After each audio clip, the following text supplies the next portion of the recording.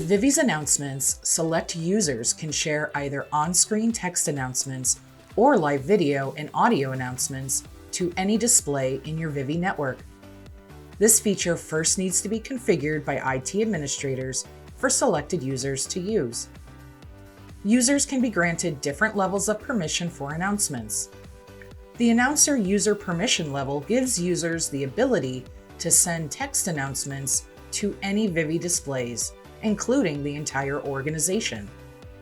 To allocate the announcer permission to a user in Vivi Central, select Users from the left-hand menu. Scroll to find the user, or use the search function at the top of the page.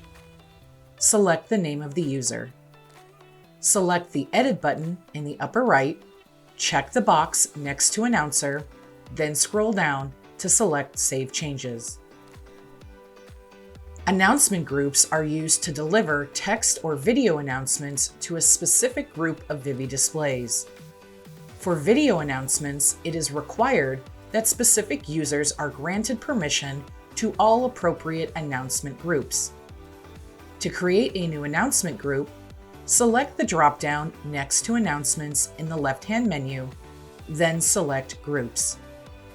Select Create Announcement Group in the upper right. In the pop-up, give the group a name, then select the displays for the group. Once all required displays are selected, select Create. To give permission to make announcements to this group, select Permission in the upper menu. Select Add Users in the upper right. In the pop-up, use the drop-down to choose the presenter the permission will be given to. Use the plus icon to add additional users, then select Submit to save. Once permissions have been given to users, announcements can now be made through the Vivi app. Refer to the videos on making announcements for more information on this process.